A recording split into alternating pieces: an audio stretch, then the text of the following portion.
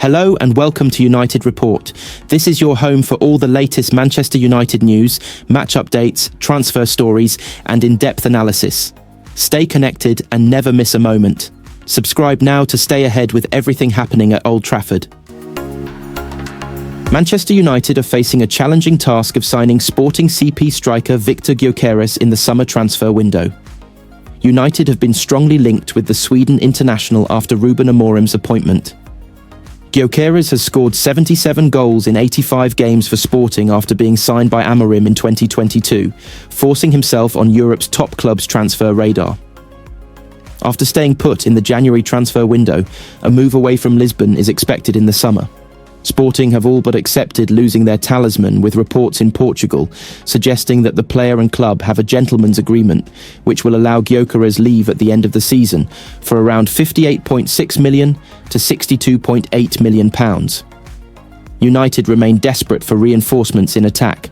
Rasmus Højlund's last goal came in the 2-1 Europa win over Viktoria Plzeň on December 12th, while there remain question marks over Joshua Zirkzee. Gyökeres remains the obvious target for AMORIM, but United are not alone. Spanish outlet Sport have reported this week that Barcelona could look to sign the striker in the summer in anticipation to replace Robert Lewandowski. Despite scoring 31 goals in 33 games this season, the Poland striker turns 37 in August, and the La Liga side's hopes of replacing him with Vitor Roque haven't gone to plan. Gyökeres has emerged as an option, and the report adds that Barcelona could favour a move for him. The Spanish giants hold a good relationship with Sporting CP following the sale of Francisco Trincao. It's understood that Barca maintains a 50% stake in any future sale of the winger, and furthermore, Sporting hold an interest in Roque, which could be used as leverage. Alexander Isak is also an option for Barcelona, but Newcastle are expected to persist with their £100 million plus valuation of the number 9. That means that Gyökeres' services will be in high demand in the summer.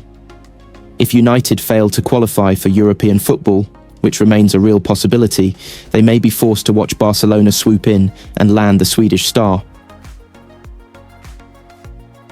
Manchester United defender Lisandro Martinez has hit back at Paul Scholes after the club legend criticised him, saying the ex-midfielder wouldn't survive in Argentina.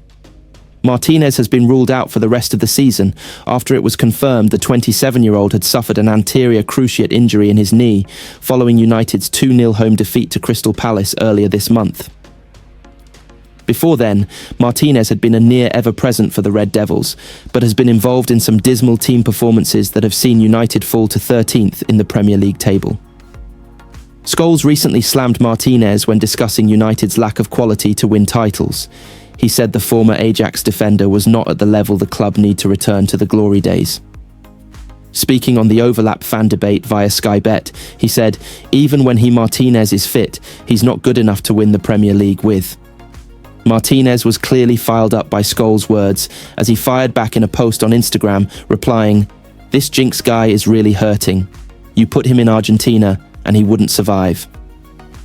Scholes is never afraid to speak his mind about United players, and recently said he would include Martinez in 8 players the club should sell, as well as Marcus Rashford, Matthijs de Ligt, Luke Shaw, Mason Mount, Casemiro, Antony and Joshua Zirkzee. Martinez, who arrived for £55 million in 2022, is not the only United defender who came under fire from Scholes. The 50-year-old also savaged de Ligt, calling him a concern while also critiquing Lenny Yoro. His de Ligt's age 25, and his amount of clubs already concerns me. He was brilliant at Ajax, he seems to be getting worse as he gets older. Bayern Munich, Juventus, they've let him go for some reason. Where are your ambitions? I'm talking about getting a team to win the Premier League.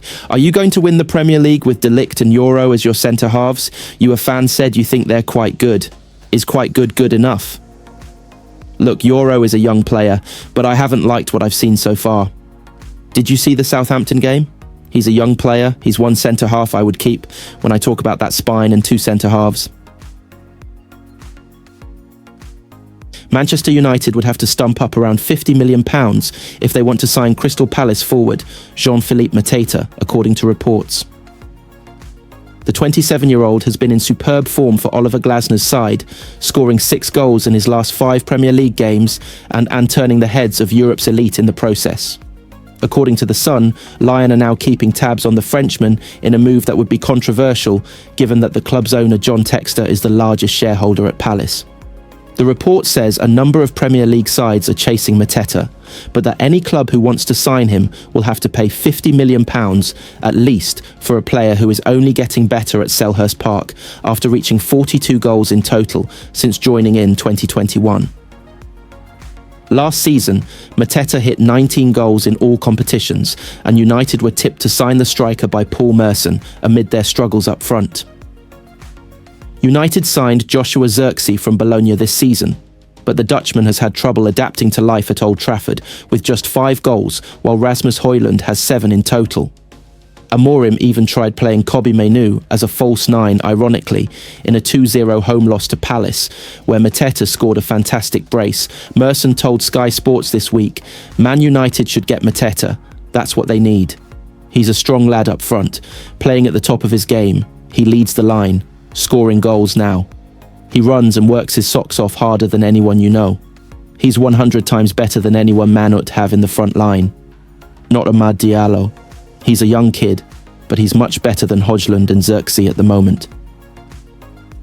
It comes after Spanish outlet Fichajes claimed Barcelona are also interested, seeing the forward as an alternative to first-choice Robert Lewandowski. His contract expires in 2027, and is not the only Palace player being chased ahead of a possible summer move, with defender Mark Guehi being linked with an exit after the club rejected a bid from Tottenham in January. The tune from the away section half an hour in at Anfield was familiar Seven Nation Army by the White Stripes. The name wasn't. That 6-syllable chorus had long been reserved for "Oh, Robin van Persie" among Manchester United supporters. Last month, a different Dutchman was serenaded to the song. Joshua Zirkzee's warm-up in the first half at Liverpool marked a sea change. A week that had started with one of the most galling humiliations for a United player at Old Trafford ended with vocal support. It could have got better had Harry Maguire kept Zirkzee's bobbly square pass down in added time. It did get better a week later in the FA Cup third round at Arsenal. After Lenny Yoro converted in the shootout to put United 3-1 up, Bruno Fernandes prodded Zirkzee in the chest and offered him a few words. The message: be ready to win it. Lisandro Martinez scored United's 4th spot kick, so Zirkzee stepped up for the 5th. United fans had promised, if Zirkzee scores, we're on the pitch. Zirkzee held up his end of the bargain. United were in the velvet bag for the 4th round draw and the 5th.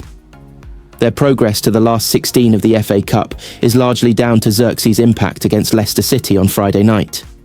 He equalised, and his general play ensured United rendered the memory of the stultifying first hour inconsequential. The 23-year-old is becoming an unlikely cult figure at United. The loyalists among the matchgoers railed against the heckles and booing Zirkzee was subjected to when he was removed in the 33rd minute against Newcastle, and now a match does not go by without an airing of Zirkzee's chant. He has only got 5 goals in 36 appearances, and Zirkzee has failed to score in 32 of those. But it is one more than Radamel Falcao and as many as Alexis Sanchez. One hopes for Zirkzee's sake, this is the only time he is bracketed with those 2 duds.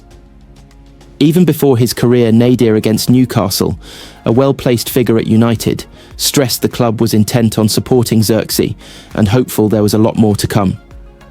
We are starting to see glimpses. Zirkzee has been a contentious figure in a sorry season. He was the lightning rod that legislated for Dan Ashworth's defenestration as sporting director. Club figures claim Zirkzee was not an Erik Ten Hag-led signing, and Ashworth bristled when the deal was questioned during his sole interaction with the dedicated correspondents in September. Ten Hag had no direct connection with Zirkzee, but nor did he with Tyrell Malacia or Wout Weghorst. Nearly a quarter of the Dutchmen who have played for United were signed on Ten Hag's watch. The Newcastle night could have been a career killer for Zirkzee. Interest from Italian clubs seeking a cut price move for a player proven in Serie A soon emerged.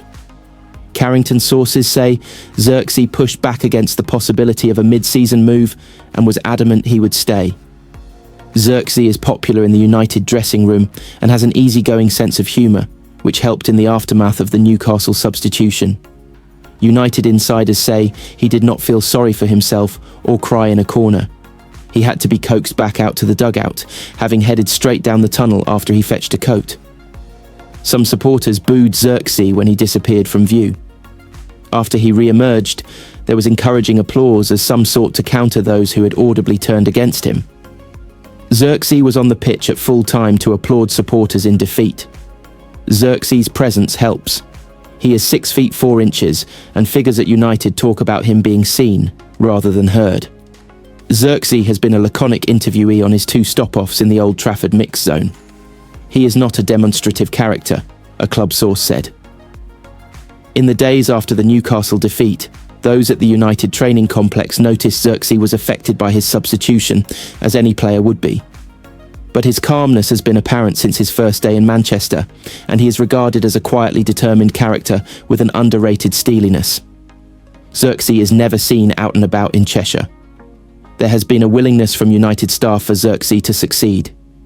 He has gritted his teeth and got on with it since the turn of the year, producing influential performances in vital triumphs against Arsenal, Southampton and Leicester City on Friday. Nobody, least of all Zirkzee, is pretending he has cracked it. Ruben Amorim immediately substituted Zirkzee against Bournemouth in December after he lost an aerial duel, and he has not started in United's past 4 games. Of the 2 strikers, Zirkzee is more sellable than Højlund. He cost roughly half the price, and there is a market for him in Italy. He may yet be 1 season and done at United, who will target a goalscorer in the summer. The Leicester goal ended a drought of 11 goalless games, and Zirkzee went 17 without scoring between August and December. Whether he is a number 9, a 10, or whatever, he has got to pump his numbers up.